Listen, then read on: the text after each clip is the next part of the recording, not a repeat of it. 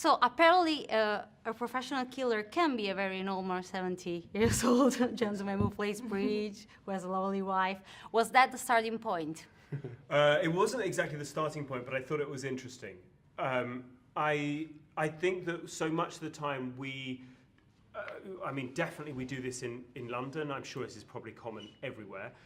Define people by the jobs that they do and make certain assumptions about people because of what they do. And so I really wanted to create a character where he had defined himself very much by the job that he did, but actually his exterior life was something that it was completely unexpected from someone who did that job. It was actually informed by a newspaper article that I read about the accountant to the mafia being on the run for 25 years and then finally being discovered in a leafy suburb of London, living a very, very normal life. I thought that was funny. Yeah. Yeah, it is. I was thinking, Aneurin, I don't know if you all agree, that maybe for your character, for William, deciding when to die could be the first thing that he can do to control his life. Yeah. Paradoxically, I mean.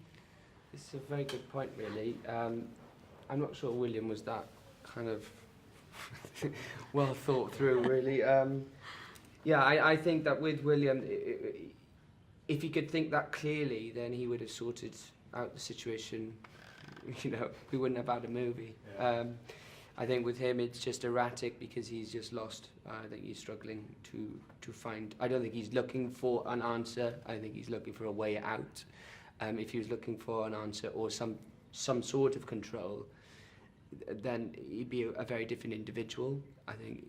But William that we have is very very alone and is failing. And it's out of his control.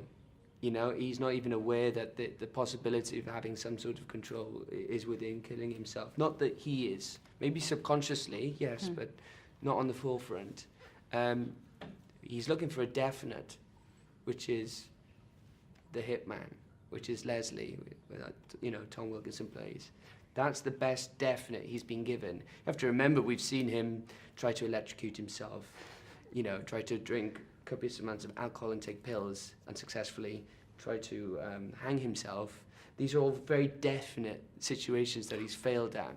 So for him then to think, I can definitely have some control over getting myself out of this world, I think that's gone. I think it's left him. I think he's just, may as well spend, was it £2,500 or £2,000 on somebody who's probably going to fall over and break a hip and try and shoot me because that was his luck, I'm not even sure at the beginning he really believes that the hitman could take him until he turns up in his flat. Yeah. I was thinking that there's a very satiric way of making fun of younger generations' problems, the first world problems. He thinks too much, right, compared to Tom Wilkinson's life. Yeah. And do you think that that's really a problem that doesn't really exist? I mean, we think too much. And yeah, that's interesting. It's the first time someone's really identified that. That is definitely what I intended in the film, is that we had there was quite a lot of other dialogue that we stripped back out of the film, where William said much more explicitly that he admires Leslie and that Leslie was this man of action and that if only he could be sort of more like that, and Leslie's character is quite withering and dismissive of William, saying that he's just too intellectual, he thinks too much, and I don't want to dismiss the worries and insecurities of the younger generation, but at the same time, I do think that through so much of what the modern world has given us, it's given us a luxury to be able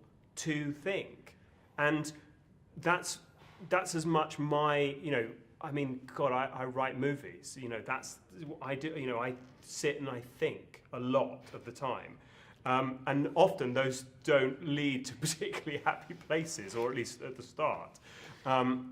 So yeah, I think I think there is that. Definitely in the film. Freya, we meet Helly at a stage in her life where she kind of went through the same path as William did. That's why and I want to ask you, do you think that that's why that she's so accepting, and she becomes also a mentor, not only the love of his life? Yeah, absolutely. I think it's really interesting that she has had a similar life experience, that she's experienced loss, that she's experienced as well, a sort of, I guess, a powerlessness and a complicated relationship with herself, which you discover as well through the film, that she's kind of going through her own journey to acceptance, but that she has found strength and she's found ways of making the absurd manageable, and has learned to be kind of curious about the ups and downs in a way that I suppose William's character has sort of lost all hope and curiosity when we find him at the beginning. So yeah, I think it's really interesting to have two people with a similar experience with very different outlooks. But William changes her in a way, because she was always so distant with things, and then... Absolutely. And that she sees, that she reads his work and she connects to something that because she connects with her own experience. Can irony save us all?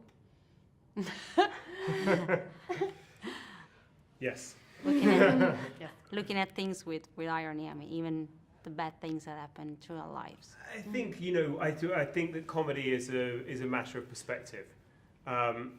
I think that there is a way of looking at things that can you realise that life can be very, very tough, but you look at things in the right way. It can also be funny, and then you just realise, oh, there's nothing I can do about it. I just have to accept it and get on with it. Yeah, I think irony isn't the matter at hand. It's having someone to listen to. Yeah. I think that's the key. Grazie. I think. Yeah. No, you're right. Yeah. No, you're right. You're Am I right. sure? Okay. Grazie, cari. Thank you Grazie. so much. Good luck with the Thank film. you. Thank you.